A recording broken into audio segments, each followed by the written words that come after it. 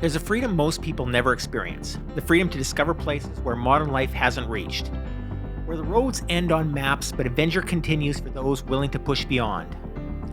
While most are trapped in fluorescent-lit offices counting down hours until Friday, there's another option, a path less traveled for those who refuse to trade their best years for the promise of weekend freedom. This is the story of a journey into Panama's forgotten coast, where time moves differently and the rewards can't be measured in anything but moments.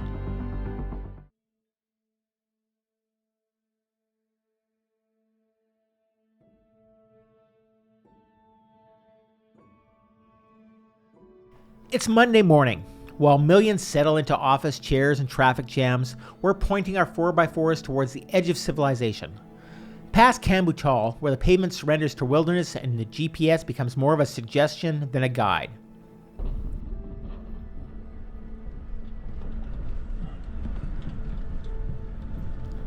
The Azuero Peninsula holds secrets for those willing to find them. Each river crossing washes away another layer of the structured world that we left behind. Each climb over these coastal mountains separates us further from schedules, meetings, and obligations.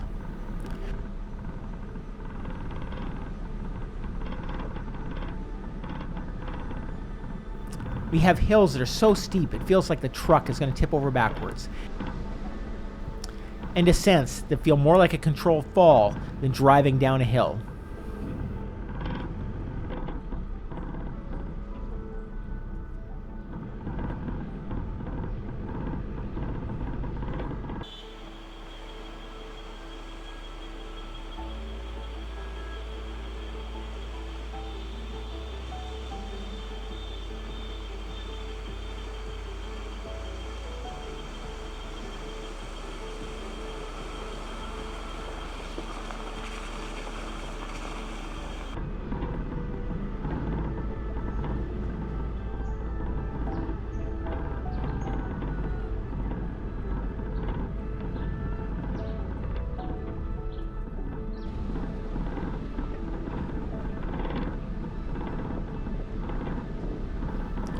The farmers who call these remote valleys home live as their ancestors did centuries ago.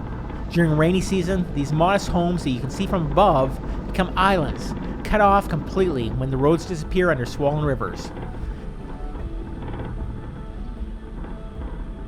Their isolation isn't a hardship. It's simply their reality, one that makes you question what's truly essential.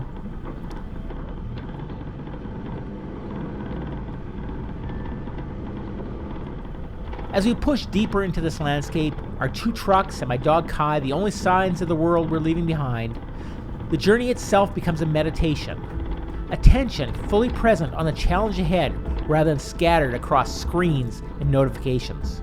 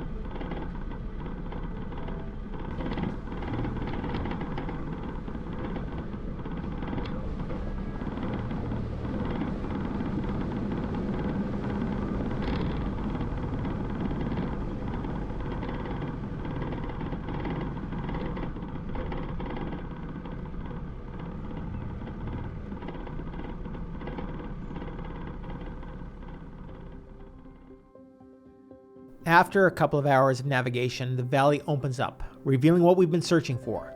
A perfect riverside sanctuary where no reservation is needed, no check-in is required.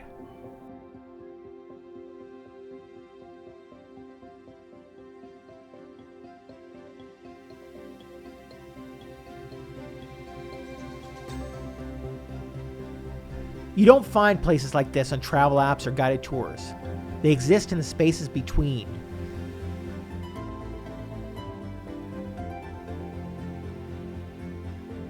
They stretch and contract according to sunlight, hunger, and the simple rhythm of the flowing water.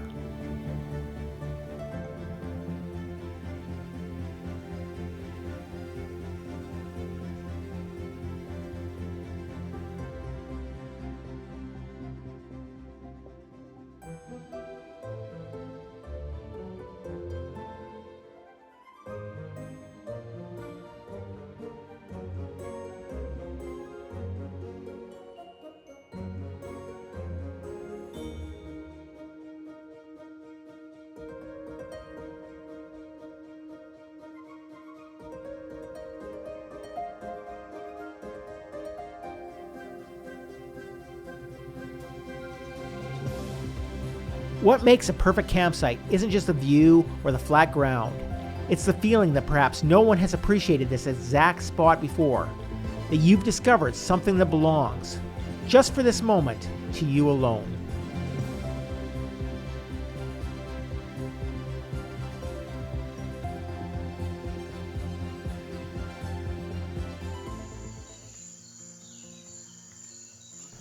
There's profound satisfaction in creating comfort where none exists. Each stake driven into the ground, each line secured, is another declaration of self-reliance. Yet what isn't shown in glamorous camping photos is the reality. Tent poles that refuse to align, tarps that seem mysteriously smaller than when you packed them, the perfect branch for hanging gear that remains just out of reach. As afternoon heat intensifies, the simple tasks become tests of patience. We've escaped work stress only to create a different kind. The irony isn't lost on us. Creating something from nothing challenges not just skill, but perseverance, especially when your comfort depends entirely on getting it right.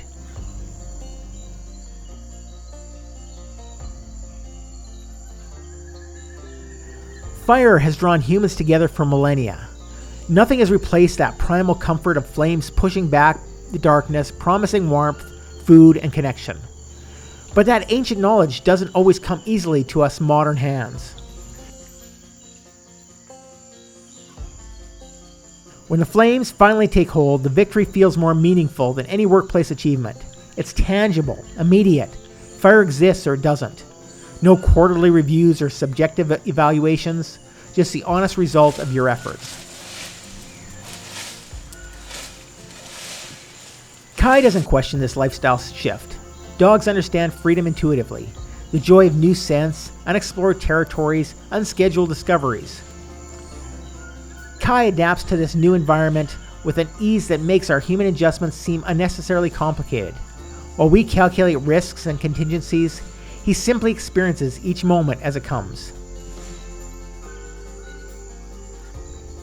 Most lives follow predetermined paths: school, career, retirement. But the most memorable moments usually happen when we step off those paths, even briefly, to create our own. This makeshift home, however temporary, represents something profound.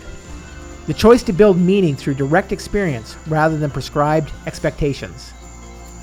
This self-reliance is both the challenge and the point. There's deep fulfillment in creating your own solutions, in building something with your hands that serves a genuine need. It connects us to capabilities we rarely use in a world that prioritizes specialization over versatility, consumption over creation.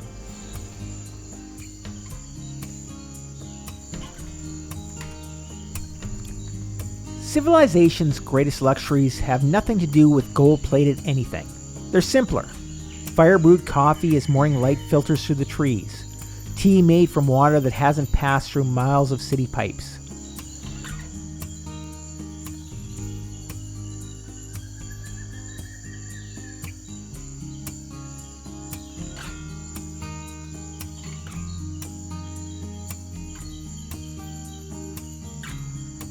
These quiet moments by the river hold a clarity rarely found in busy lives. Thoughts aren't competing with notifications. Conversations aren't interrupted by rings and pings.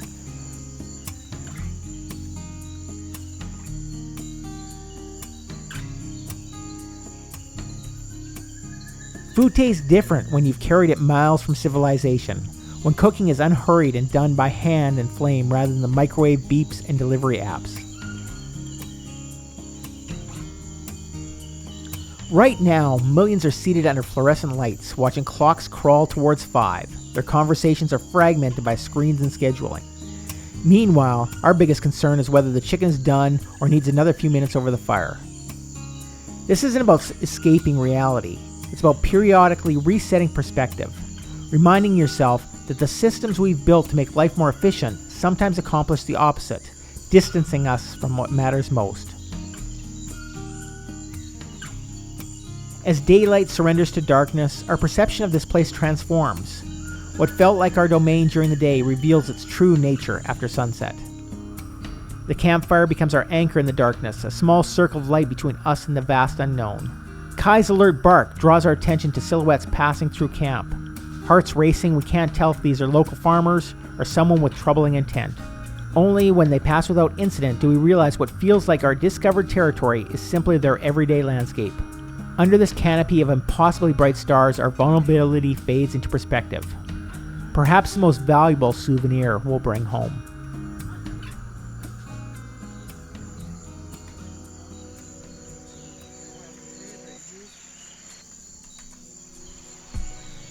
The best destinations aren't endpoints but gateways.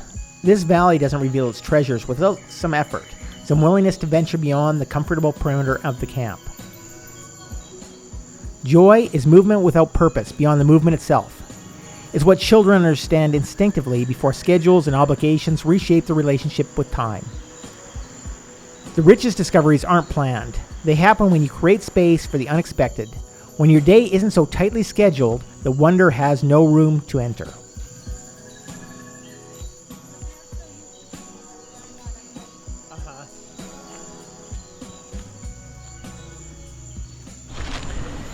And we're just making our way to what's called Devil's Falls. It's a little bit of a hike from where the campsite is that's pinned in the comments. A fairly easy hike overall. There's a few rocks you have to go over and traverse up some creeks and stuff, but it's a pretty easy walk. You just kind of walk along the river and a couple of paths that you follow.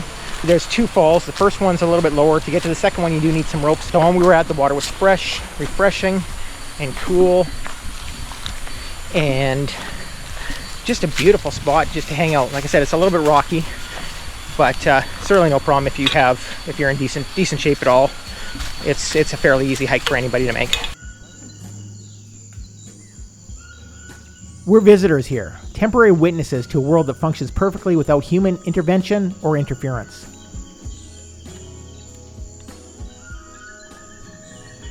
These monkeys don't see adventure travelers. They see strange primates who've somehow forgotten how to live in natural rhythm with the world.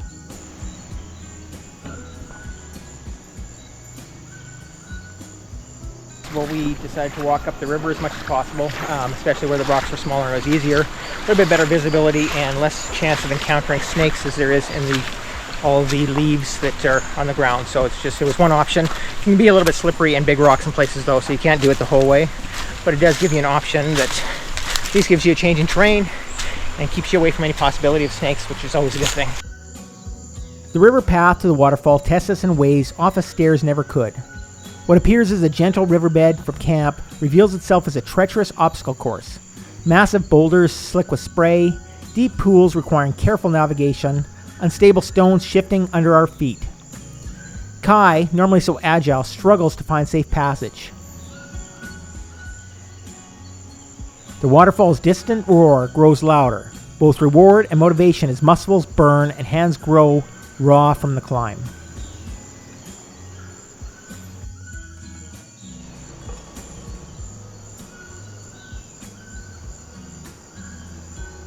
This is the real test we've been unconsciously seeking, not just to visit the wilderness, but to engage with it on its terms, where success depends entirely on your own judgment, strength, and focus.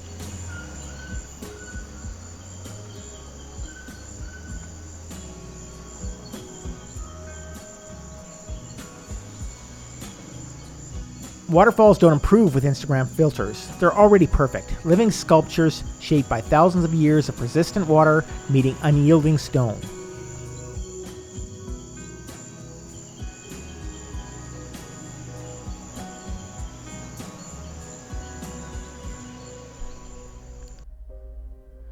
From above, our campsite is barely visible.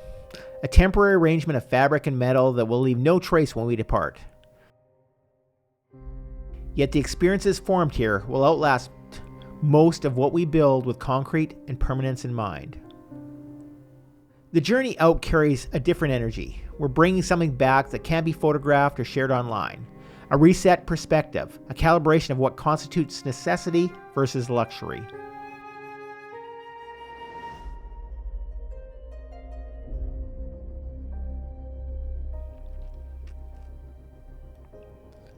Freedom isn't an absolute state, but a practice, something you cultivate through choices big and small.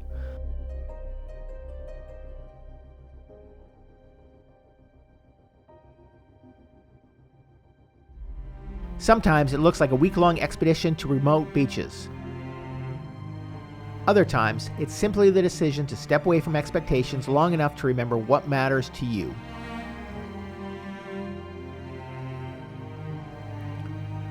The most valuable souvenirs are invisible. The memory of absolute silence, save for a river's constant conversation with stones. The taste of food cooked over an open flame. The feeling of being precisely where you've chosen to be, not where schedules and obligations have placed you.